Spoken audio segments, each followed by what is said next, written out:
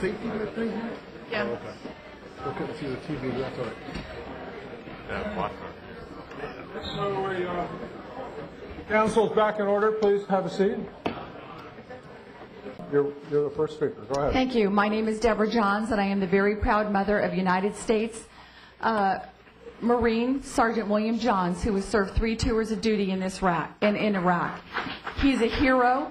My son had the opportunity to go to college after 9/11, but chose to enter into the Marine Corps. He gave up his rights so that all of you could sit behind the desk, behind the flag, and to say that these colors don't run. He supports America. He supports defending this war. He supports bringing democracy to people in Iraq so that they can have the same type of freedoms that we enjoy here in the United States. And I think it's deplorable what your city council continues to do, and to that is to bring resolutions to which you have no power or no authority over. And it's one thing to oppose the war, and it's another thing to attack our military men and women. And I am not going to let you do that anymore. These are my sons and daughters that you have chosen to attack and to disgrace, and you're wrong, and I don't appreciate it, and you owe them an apology. City Council, my name is Debbie Lee, and this is my son. I'm the very proud mother of Mark Allen Lee, who was the first Navy SEAL that was killed in Iraq. And I know all of you got letters from me last week, and Mr. Wozniak, thank you very much for responding to me. I'm appalled that the rest of the City Council could not even return a phone call. I sent 2 emails to you, Mr. Mayor, and they were returned. I don't know what you did to your address that you couldn't get emails. But to me, I'm a Gold Star mother, and I earn that respect. My son gave up his life for this country. He gave up his life to defend his buddies that day. He gave up his life for you, for me, and for everyone in this room so that they could have the freedoms that we experience here in America, and I'm so very proud of him. I miss him very deeply. My oldest son, Christopher, was also a Marine. He served this country for 5 years. These young men both went to their recruiters. They were not lied to. They were not coerced. These young men looked at their recruiters as their coaches, as their confidants who helped them accomplish their goals and succeed in their life missions. Mark was a Navy SEAL that I was so proud of, and he was one of those who had lived his life dream. He grabbed that star that most of us don't get. I'm so very, very proud of him.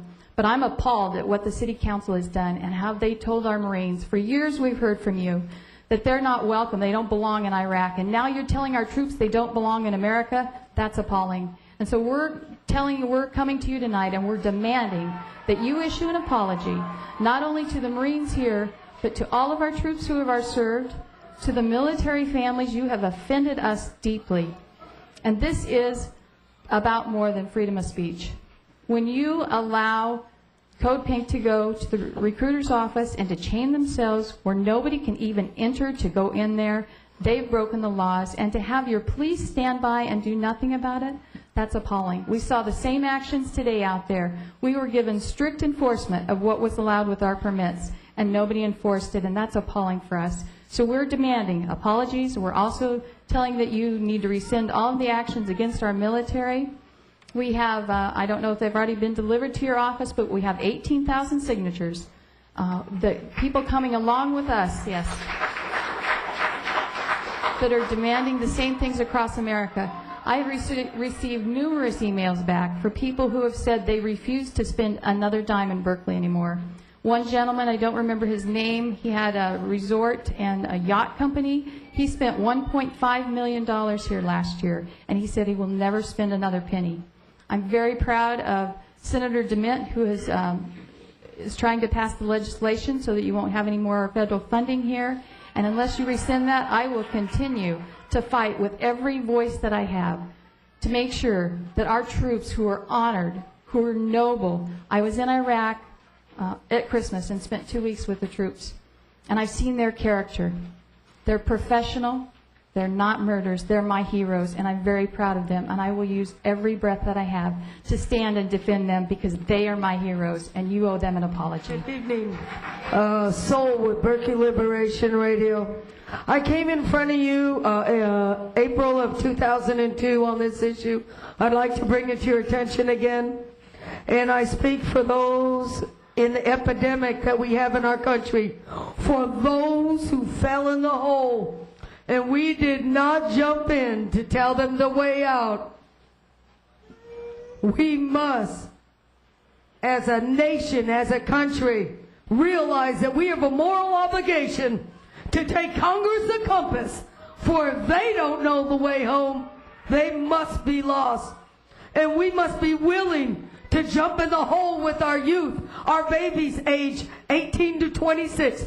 And you gotta hear this, are killing themselves 120 a week. What will it take to stop the madness? What? In our active duty soldiers, 14%. Is that not enough? Thank you. I commend you. Thank you, ma'am. Thank you, ma'am. I don't think we owe anyone an apology. Spring? Yes, thank you. Max Anderson speaks for me. Apology is due here. I think we have to look at what action the council did. I mean, the council adopted resolution that said Marine recruiters are known to lie and seduce minors. It said that we didn't want them any more than we wanted violent influences downtown. It said they were not welcome. We say we support the troops now, but we said recruiters are not welcome, not just the Marine recruiting station. The resolution said recruiting officers are not welcome, and if the recruiters choose to stay, they do so as uninvited and unwelcome guests. That's the Marines. We insulted the Marines, and I think they deserve an apology for that. We further said that the anti-war protesters, which have a right to protest, that we encourage them to resist in any essentially and impede in any means, any way possible, the actions of a legitimate business, the Marine recruiting station. And I think that's giving the full weight and blessing of the City Council in a way that shouldn't be. We shouldn't be favoring sides on this. We should be respecting both sides. And I want to deal with a couple of issues. People say the issue is the war. The issue is not the war. The issue is what the council did here. The council is well on record as being against the war. We've done it dozens of times. That's not the issue. The Marines do more than actually fight in Iraq. They guard all our embassies around the world. Do we not want guards for our People embassies? who protested and chained themselves to the door were arrested. Yes, Tom, we did arrest the protesters, but we waited 7.5 hours to do it. Now, I'm not naive enough to believe that the police department made that decision on their own.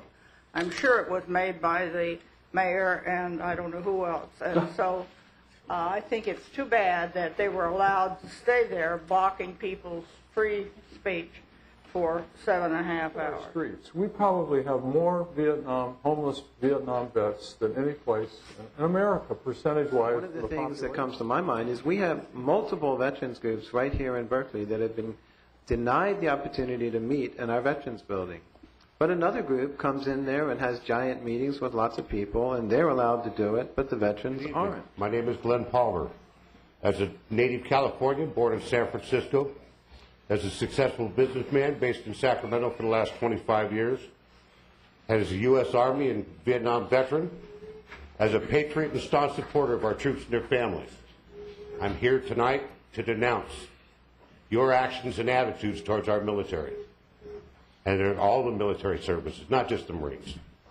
I have also requested of all my government representatives to support any and all sanctions that might possibly be imposed against this body and the city and its city. Another small bit I can do is to exercise my right to determine where I shall do business and where I will spend my money. And Berkeley is not on that list.